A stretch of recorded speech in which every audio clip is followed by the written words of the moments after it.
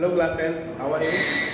So, we have completed two chapters, that is Vedic mathematics and the real numbers. Both the chapters are completed and also two units are completed. The third unit is algebra. In that, the first chapter of algebra is polynomials. It is chapter number 3 and polynomials. So, let's take the introduction part today. What do you mean by polynomials? Polynomials. Look here. Poly का मतलब होता है many. Poly means many, and nomials mean in this sense algebraic expression. So many algebraic expressions or many algebraic terms, when there are one or more algebraic terms, then we call that algebraic expression.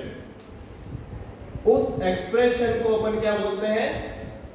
Polynomials बोलते हैं. जब एक या एक से ज्यादा, when one or more than one algebraic terms are there in an expression, then we call it as a polynomial.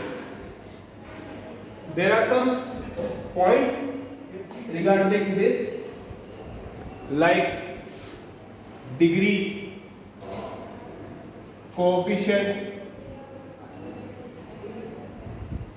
Okay. What do you mean by degree? Degree is like this. Suppose x5 plus 4x cube plus x plus 1. You see this? The highest power of x is 5. So degree will be equals to 5. So the highest power of a polynomial, highest power in the polynomial, power of the variable, is called the degree of that polynomial. Now in this, if you have degree equals to 0, then that means there is no term of, there is no terms of x की कोई भी term नहीं होगी. ये इस तरह से होगा x रेज टू 0. तो ऐसे केस में इसको बोलते हैं जीरो पॉलिनोमियल. Zero polynomial.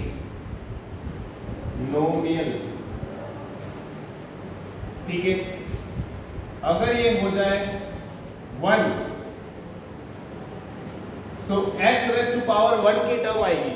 ठीक है इसके अंदर. और इसको अपन बोलते हैं linear polynomial. If this degree is equals to 2 and it is equals to 3, for 2 we call it quadratic polynomial, and for this we call it cubic polynomial. Okay. One more thing I want to tell you. अगर आपने देखा होगा 9th class में पढ़ा होगा zeros of the polynomial, तो जितनी degrees होती हैं उतने ही डिग्री, जैसे डिग्री 0 है तो x की वैल्यू भी नहीं आएगी, मतलब एक भी आंसर नहीं आएगा. If x degree is 1, then there will be one value of x. One value of x. Value will be 1. All answers will be one answer you will get. And for a quadratic polynomial you will get 2 zeros. How many? 2 zeros. For this you will get 3 zeros. There will be 3 values of x, the variable for which this cubic polynomial will become 0. There will be 2 zeros or two values of x for which this quadratic polynomial will become, when there is 4 degree is 4, you will get 4 zeros of that polynomial, which means there will be 4 answers or 4 values of x for which this polynomial will become 0, will give answer as equals to 0. Okay.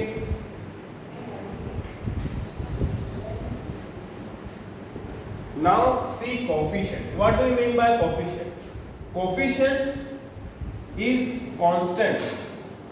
Constant number होता है coefficient, ठीक है, जिसकी value fix होती है। उसके बाद जैसे ax² plus bx plus c, इस तरह से कोई वैल्यू है तो x का कोएफिशिएंट b होगा। This is coefficient of x, b is the coefficient of x and coefficient of x square is a. Coefficient of x square is a. So understood? The value or the constant value which is in the multiplication of the variable, ये variable है, variable के साथ ये multiplication में है, ठीक है, तो ये वैल्यू जो होगी वो क्या कहलाता है? कोएफिशिएंट कहलाता है। कभी कभी इक्वेशन में इस तरह से भी आता है, ठीक है, सिर्फ एक्स स्क्वायर लिखा है तो उस केस में कोएफिशिएंट होगा वो आ जाएगा एक्स स्क्वायर का 1, ठीक है, because we can write it as 1 into x square. X square को 1 इंटू एक्स स्क्वायर लिख सकते हैं ना, तो ये हो जाएगा। सपोज यहाँ पे 2 लिखा हुआ है तो एक्स स्क्वायर का कोएफिशिएंट कितना हो जाएगा? 2। So this is the introduction part. Now let's see the general form of polynomial. Polynomial का, किसी भी पॉलिनोमियल का जनरल फॉर्म और डिग्री जो है, degree is nth degree. What is the degree? Nth degree, which means we will get a value like this, x raised to n. So this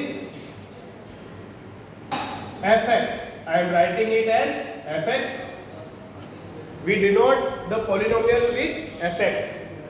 This fx will be equals to a raised to n x raised to n plus a raised to n minus 1 x raised to n minus 1, a raised to n minus 2, x raised to n minus 2, and so on, which will end with a raised to 1, x raised to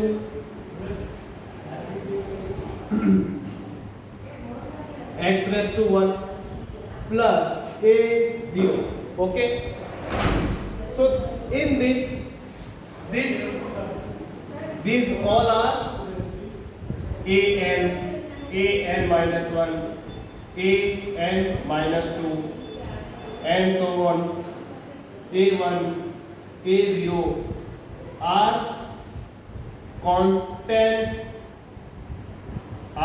constants which can be real numbers. Real numbers में कोई भी इनकी value हो सकती है, सभी ये constant value. उसके बाद ये n की बात करें, n बिलोंग्स टू, ये बिलोंग्स टू का साइन है, n belongs to n। n क्या है? Natural numbers, natural numbers. तो जो ये पावर है, क्या है? पावर, पावर जो है वो क्या है? नेचुरल नंबर्स के। तो ये क्या हो सकती है? 1 2, it can be 0 also, so whole number होगा, होल नंबर, सॉरी, ठीक है। ये हो गया कांस्टेंट पार्ट। अब बात करें zeros of the polynomial, zeros of the polynomial, zeros of the polynomial क्या? Suppose fx is a polynomial. क्या है fx? एक polynomial है. अगर इसकी वैल्यू 0 हो जाए किसी x की वैल्यू पे, सपोज fx की वैल्यू जो है f अल्फा लिख दो, चलो f अल्फा पे 0 हो जाए, मतलब alpha is x equals to alpha is a zero of the polynomial. ये सिंपल सा ये मतलब इसका ये है कि x की वो वैल्यू जो इस फंक्शन में या इस पॉलिनोमियल में जब डाली, x की जगह पे x की हर जगह पे क्या लिख दिया? अल्फा. तो आपका क्या हो जाएगा? वैल्यू उस पॉलिनोमियल की क्या हो जाती है? 0. तो उस अल्फा को, उस x इक्वल्स टू अल्फा को क्या लिखेंगे? 0 ऑफ द पॉलिनोमियल. एग्जांपल से समझो.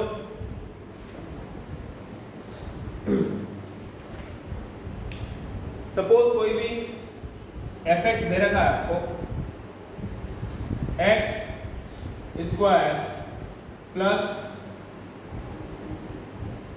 -1, x स्क्वायर -1 सपोज कोई पॉलिनोमियल दे रखा है, ठीक है. अब x की क्या वैल्यू रखूं कि ये इक्वल्स टू 0 हो जाए? तो ये जो है x की वैल्यू आप रखो 1, रखो 1, x की जगह क्या रख दोगे? 1. तो 1 का स्क्वायर -1 क्या होता है? 0. एक वैल्यू ये आई, और x की जगह रखो आप -1. तो -1 भी क्या होता है? +1 ही होता है, और +1 -1 इज 0. तो दोनों ही केस में जो पॉलिनोमियल है उसकी वैल्यू क्या हो रही है? 0. So x equals to 1 and -1 are zeros of fx. किसके 0 है? इस fx के. ये x equals to 1 and x equals to -1 are zeros. ठीक है.